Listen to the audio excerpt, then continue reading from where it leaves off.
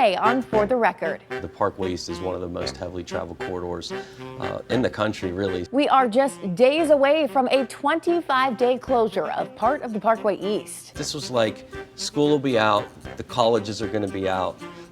If we can plan this, tell people when we're going to do it, they can work around it. The bridge replacement project at the center of it all. This is just a scale that is so grand compared to anything we've done in the past. And how this unique project carries on a tradition of innovation in the Steel City. They've been doing innovative things around Pittsburgh for a long time, and we're continuing that, and I'm proud to be a part of it. For the Record starts now.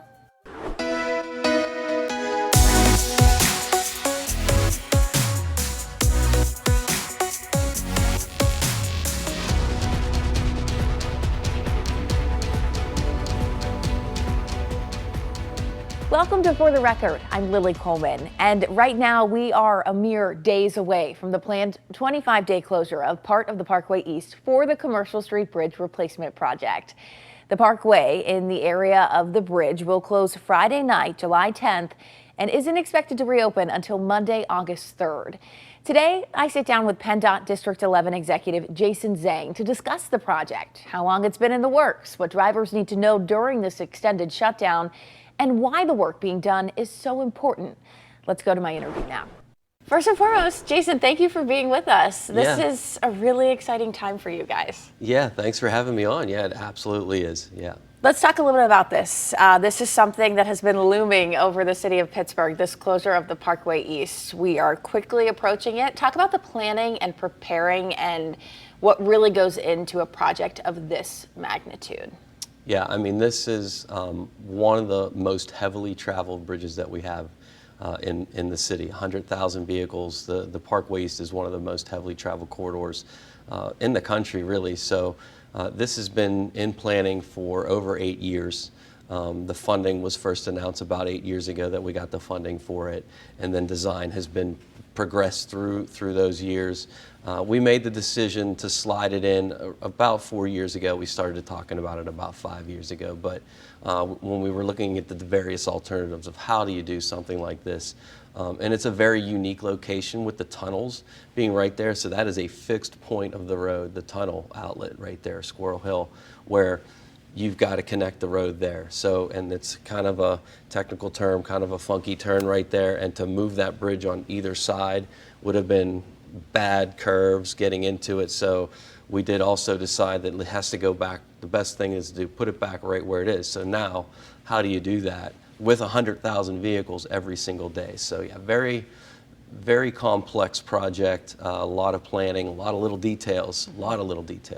So let's talk about the decision to do that slide, right? Why? I mean, that to me is mind-boggling when you stop and think about that these crews have been hard at work building the new bridge right next to the old one. We still have to get rid of the old one, and we'll slide that new one into place. There's so much planning and preparing that has to go into that, not only to make sure that we do that structurally sound, but to keep everyone safe. Talk about that. Right, yeah. So, you know, nobody likes a PennDOT project in their neighborhood or in their area, right? I don't either, and I have to drive through them as well to get to work and back. But a long-term PennDOT project is very problematic for a community, especially like business owners. Just having that congestion, having those barrels up and the delineators and the equipment and everything tore up for years is painful for a community to go through. So that was the alternative, is to try to build this bridge in phases, in pieces.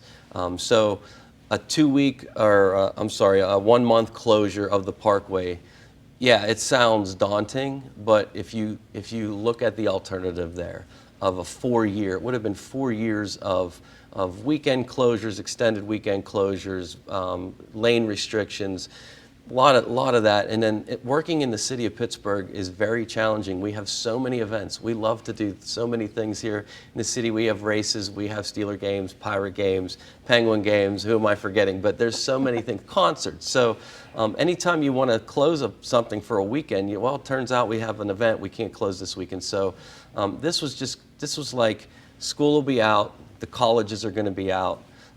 If we can plan this, tell people when we're going to do it, they can work around it. We just felt like this was, without a doubt, the best way to do it. just to get it done, get out of people's way. And when we're done, school will be back in session. They'll be coming back, and we'll be ready for all the Steeler games and everything else that'll be going on. And I'm right in saying that July is one of the lesser traveled times of the Parkway East. Is that right? Like that average drive time? I think it was around the holidays and then kind of in the summer months there? That's right, right. So, I mean, we're missing the 4th of July fireworks, right? So we waited for that. So now we're getting into the sweet spot here where a lot of people are going on vacation.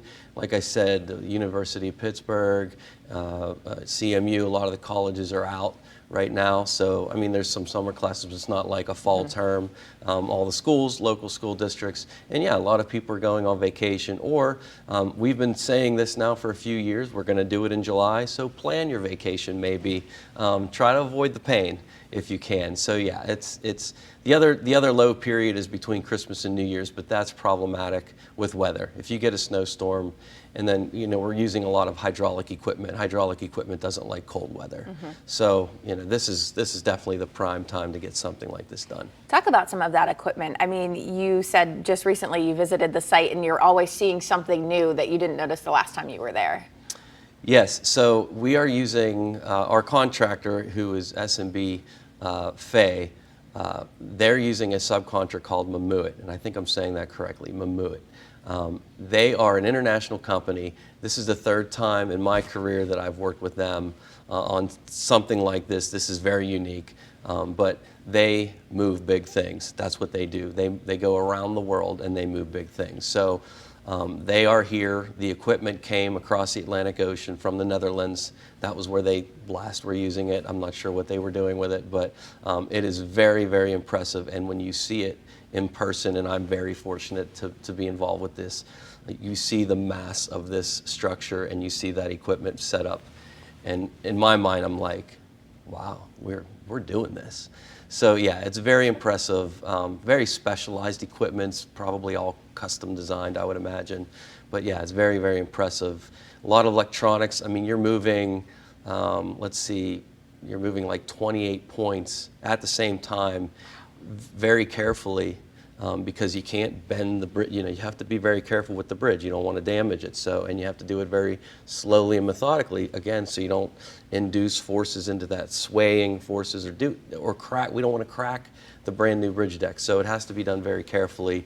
A lot of electronics. There's a Conex box with so much equipment, and it looks like the SpaceX command center down there. So it's pretty neat. So obviously Mammut has done this before, but has there been something of this scale done here, or like either locally or even around the country? Is that something you guys are aware of, or is this really one of the first big ones?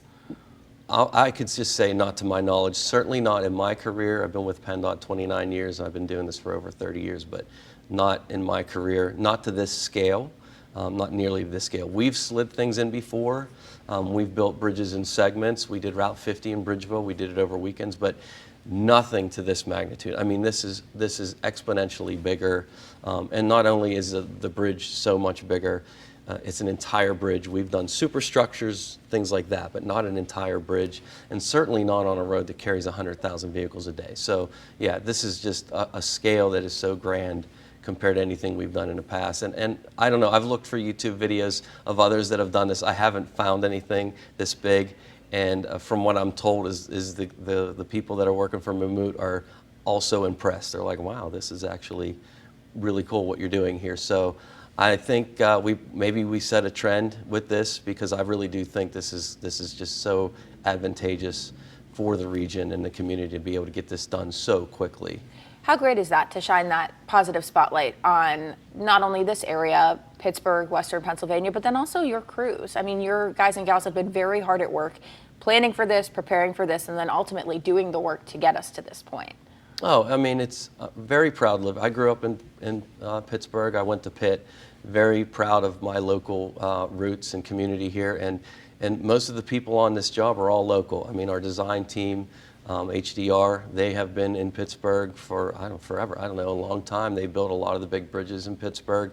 Our project manager, Mike Zerly, in design, local guy, and our ace in construction right now, John Myler, all local.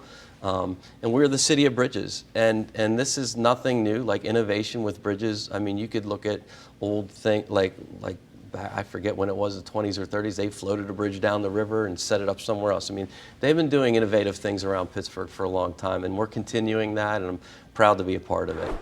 Still ahead on For the Record. Shutting down the Parkway is quite something. We don't take that lightly. More on the impact of the Commercial Street Bridge replacement project and why getting through this extended Parkway closure could pave the way for a century of benefit for the Pittsburgh region.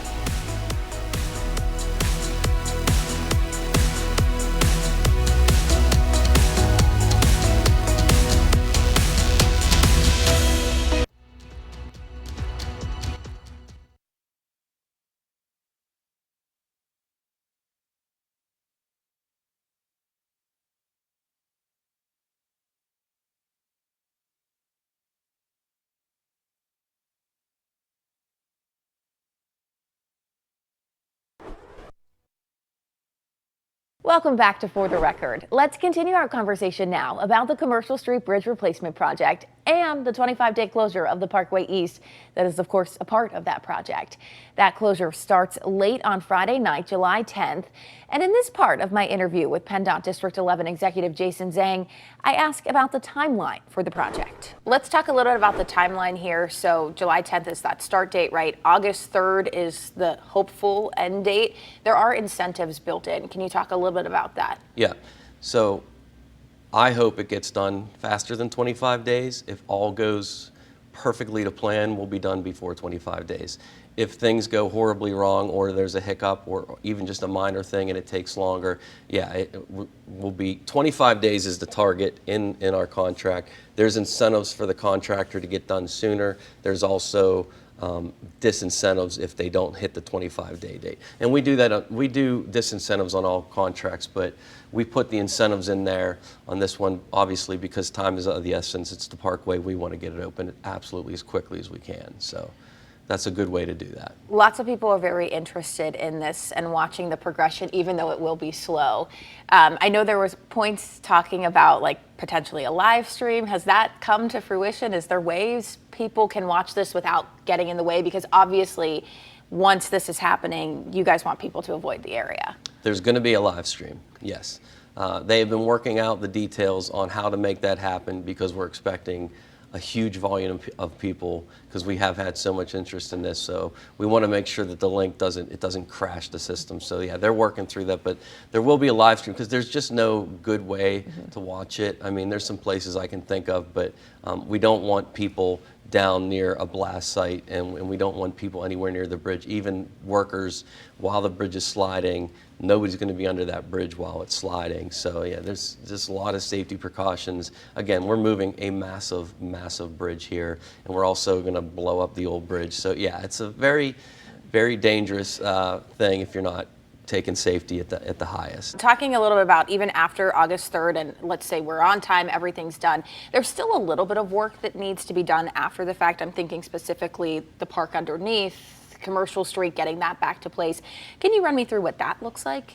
Yes. So once the bridge is back open, I don't want to say we don't have any more. There'll probably be some restrictions, minor things here and there, but the bulk of the work is now done on the Parkway. The Parkway should flow freely. Underneath will be the prime concentration. We're going to restore the park. We have to put Commercial Street back to where it was. We had to move Commercial Street out of the way of one of the new foundations, so and one of the temporary jacking towers. So those temporary foundations that the bridge is now sitting on, before we slide it, those come out. We could put Commercial Street back to where it was, and then we're going to restore. We have to restore the trail, and then we're going to restore the park. We're going to leave the park in better condition than it was when we got here. There's thousands of trees that get planted. So yeah, a lot of restoration work. So when we leave the site, it should look really nice. A lot of new trees, new plantings. There's a rain garden to control stormwater runoff down there. So yeah, a lot of work underneath the bridge, but out of the people's way on the Parkway. Talking about some of that work under the bridge, we talked a little bit about this earlier before the cameras were rolling, but I think it's so cool. Obviously, we're going to slide the new bridge, right? That structure, the staples that are going to hold it together, quote unquote, underneath, that support system's already built, right? Yeah. Oh yeah. So this has been in construction for 2 years. So the first thing we had to build was the supports, what we call the foundations. So there's piles in the ground, pin piles underneath the old bridge. We actually had to build the new foundations underneath the old bridge. So the new, what we call abutments at the ends, they're underneath the old bridge in front of the old abutments. The new piers are underneath the old bridge, but they're also next to the bridge because the new bridge is sitting there. So the rail system will glide just right from the temporary right to the new foundations and slide the bridge right in there. But yeah, all of that has been built very carefully underneath the old bridge while it's carrying traffic. It really is so fascinating when you stop and think about just the scope of the project, the magnitude, and the skill of the people that are doing this, not only doing it, but then also whoever came up with that. I mean, it really is, it stops you in your tracks when you stop and think about it. It's a lot of smart people working together, working really hard. The other really important aspect of this is the scheduling. Scheduling is everything on a construction project, and if you saw what the schedule looked like, it's overwhelming to see all the various activities and the logic to connect them together. But they had to hit July 10th. They had to hit that date. They had to be ready to go. Pouring the deck, I forget how many placements they had. You know better than me, 9, I think it was. I think that sounds right. All the deck placements, putting the barrier, the foundations, the steel erection, the deliveries of the steel. I mean, there's so many things, but it had to get to July 10th for this to be successful. You're talking a lot about your local team. I have to ask, is there any local product being used in all of this? Is any of the steel happening to be local? We are the Steel City. Do you know that off the top of your head? We don't make steel like we used to here, so no, the steel did not come from Pittsburgh, I don't believe. The concrete is all being made here from local vendors. The reinforcing bars are probably all locally fabricated. Yeah, a lot of it's not. A lot of the materials are not sourced locally here. A lot of the rock and aggregate and things, a lot of the concrete. But no, the steel was not made here. It wasn't fabricated here. That was a couple. You'd be surprised how many times we've already gotten that in our Get the Facts questions. We've been getting a lot of good questions. I've been pretty impressed. What else do you want people to know? Do you think there's any misconceptions with this project? I just want people to know that shutting down the Parkway is quite something. We don't take that lightly. In this particular case, we really believe that this is the least amount of pain. And people always talk about PennDOT is always in their way. Yeah, we are in their way. Our job is to fix the roads and the bridges, and that is by definition in people's way. But we always try to do that. We try to minimize that as much as we can, and that's what we're doing here. So I do think that we're going to get through this together. I want to thank everybody for their patience ahead of time. I know it's going to be hectic, especially the first few days until people really start to figure out how to avoid it and to get around it. So I want to thank people. It's going to be tough. We'll all get through it together. They need to know that our team is working really hard, and we have all of their best interests in mind, even though you probably, that's hard to believe when you're coming from a PennDOT guy. But we do, and we want to get this done. We want to replace this bridge. It's 75 years old. It needs replaced. It's becoming a safety issue. It's good for the region. This is a $90 million investment in Pittsburgh. These are federal dollars that if they're not spent in Pittsburgh, they're spent somewhere else. So this is providing jobs for people. This bridge will serve the economy. It'll serve the region for the next 100 years. So it's a very important project. We're going to get through it. Coming up. It is, at the end of the day, I think someday when I'm retired, I'm going to talk to my grandkids about this bridge. This week's final word and the teamwork that has helped the Commercial Street Bridge Replacement Project come together.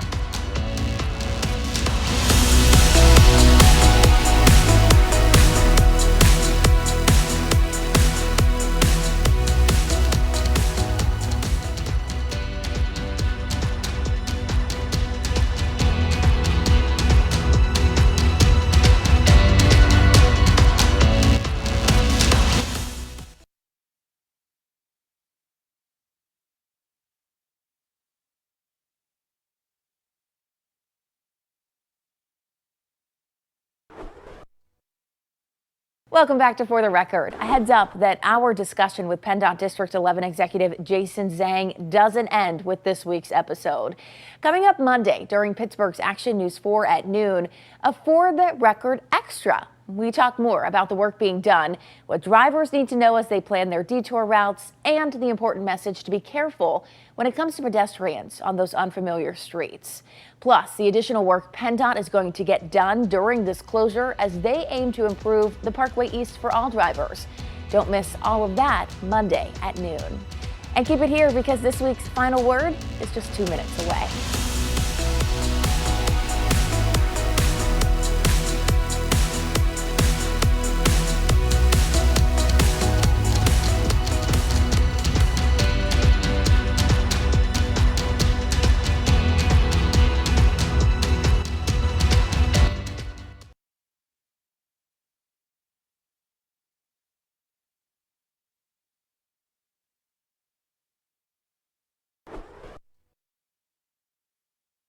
Welcome back to For the Record. Now for this week's final word as I ask PennDOT District 11 Executive Jason Zhang about what he's taking away from this moment that has put his department in the spotlight. What's been your favorite part in watching all of this unfold?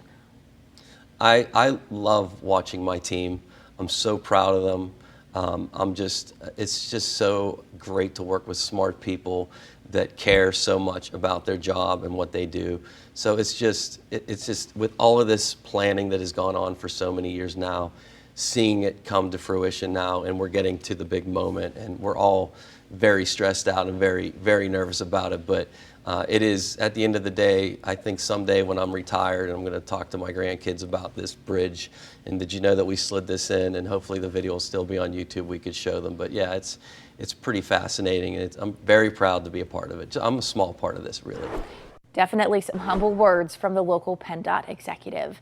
In the meantime, I also want to remind you that I've been getting the facts on the Commercial Street Bridge project and the resulting Parkway East closure. You can see all of my stories, getting answers to your questions right now at WTAE.com and on the WTAE app. That's all for today's edition of For the Record. Thank you so much for watching. We'll see you next Sunday morning at 11.